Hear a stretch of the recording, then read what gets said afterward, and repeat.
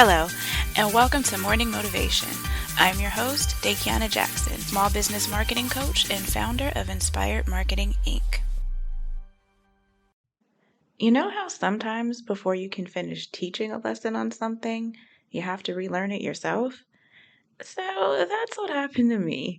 Right before I was set to record the last episode in this podcast series, which happens to be on reducing overwhelm in your business, it got overwhelming on my end.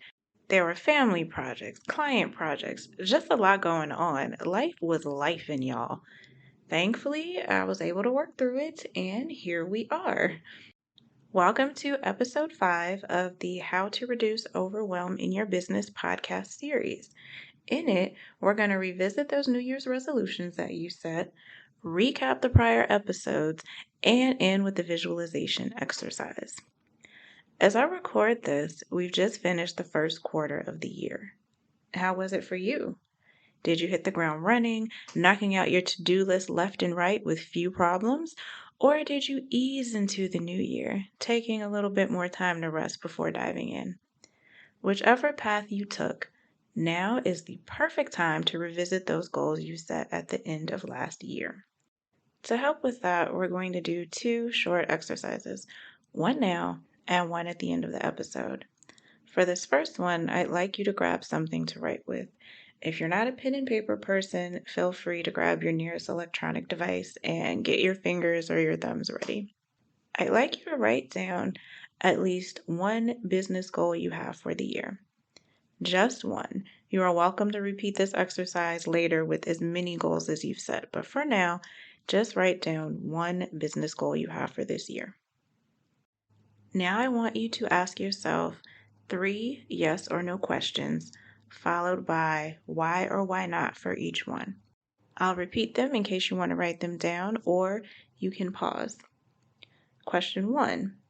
Does this goal still make sense for who I am right now? Why or why not? Does this goal still make sense for who I am right now? Why or why not?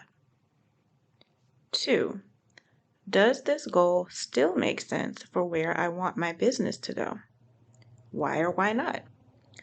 Does this goal still make sense for where I want my business to go? Why or why not?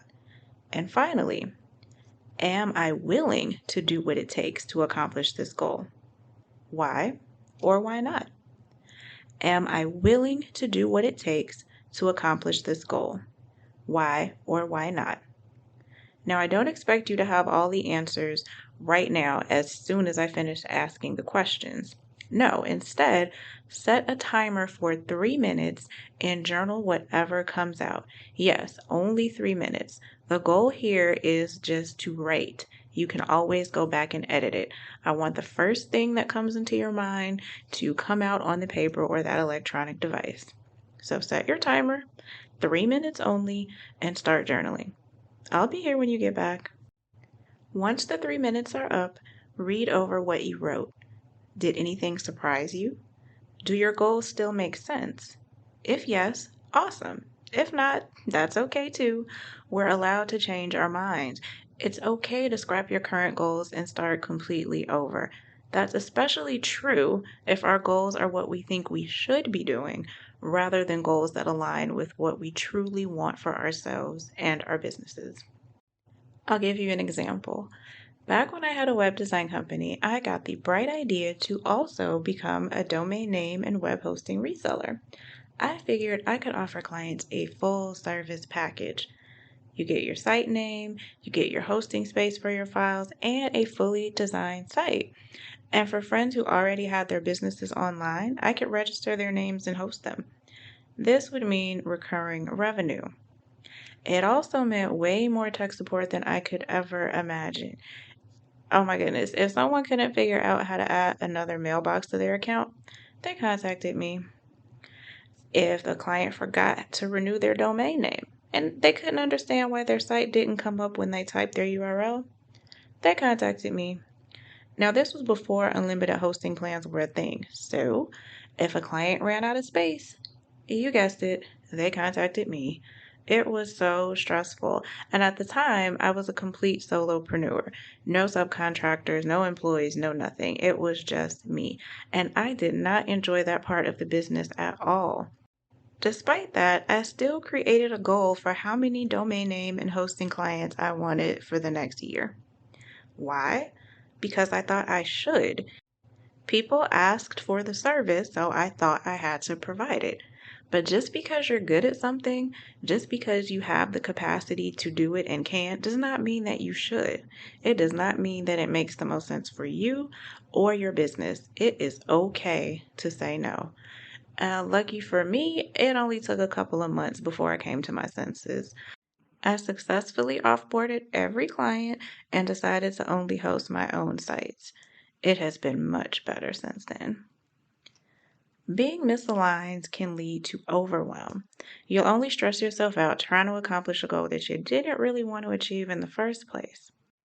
Before getting into the second exercise, let's do a quick recap of the previous episodes in the series. I'll also include the tech tools mentioned here and in the episode description. In episode 1, we identify what's stressing you out. We specifically talked about some of these things: a lack of systems and processes, no delegation, doing it all yourself, and comparing yourselves to others. Episode 2 spoke about the importance of monitoring your personal and business online presence. Tips included searching for yourself and your company online. That way you'll know what comes up and what's out there. Using a service like GoSite to solicit Google reviews to boost your credibility, putting out your own content, and addressing negative reviews. In episode 3, we got into money. I talked about how women entrepreneurs often underprice their services and why. I also shared the internal and external consequences of not charging enough, as well as how to increase your pricing confidence. The most recent episode, number 4, shared ways to build more time into your schedule, including batching content and taking small, consistent actions. I share the following tech tools as well: Google Alerts, that helps you to monitor the web for your name, your business name, and even industry news to help you manage your online reputation. GoSite. With this tool, you can easily collect reviews for your business, send invoices and payment reminders to clients with just a few short clicks, even through SMS text messaging. You can let customers book time directly on your calendar, sync it with your Google or Outlook calendar, and much more. Google My Business. With this tool, you can boost credibility with a personalized Google business profile. This is also where your Google reviews will be stored. That way, when people look up your business name, it will come up right along with the wonderful things people have said about you. And lastly, get the price right: how to price your services for maximum profit. This is one of my online classes. And in this on-demand class, you'll learn how positioning influences pricing, how to overcome blocks, and how to use a simple method to price out your next service or digital products. All of these tech tools are linked in each episode as well as below, and you can visit your favorite listening platform to go back and catch the episodes you may have missed. And if you've forgotten who you are, this exercise will help you remember the firm foundation you're standing on. You're welcome to grab that notebook or electronic device and put it next to you so you'll have it available if you want to record your thoughts afterwards. Let's begin. Find a quiet place. Make your way into the position that's most comfortable for you. Maybe it's cross-legged on the floor, laying down, or sitting up in a chair with your hands resting in your lap. Close your eyes. Relax your shoulders. Unclench your jaw. Release the tension in your body. Now, focus on your breath. Take a deep breath, letting your belly expand. Now exhale, contracting your stomach as the air is pushed out. Inhale for 4. Hold. Exhale for 4. Take a couple more breaths on your own. Remember to inhale, hold, and exhale. Now, picture yourself standing in your favorite place outdoors. The weather is perfect and all is calm around you. You look ahead and see a short path. Follow it. As you start walking, you see something huge on the ground in front of you. It's a rectangular block. As you get closer, you notice there are words on it. This rectangle lists every accomplishment you've ever had, from graduating elementary school to sharing lunch with a friend who forgot to pack one. It even includes things like walking away from a relationship that no longer served you, and the moment you first made your business official. You carefully take a step up on the slab to test out its strength. It's stronger than you thought, stronger than concrete even. In fact, this slab is indestructible. No matter what happens from here on out, what's written on that rectangle will never erase. And every time you accomplish something new, it'll grow and another line will be added. This is your foundation. It's what you are going to build your business on. You take a look around and smile because you know that no matter how many times you start over, you're not really starting from scratch. You've accomplished many things before. This foundation has always been here to support you, even if you forget sometimes.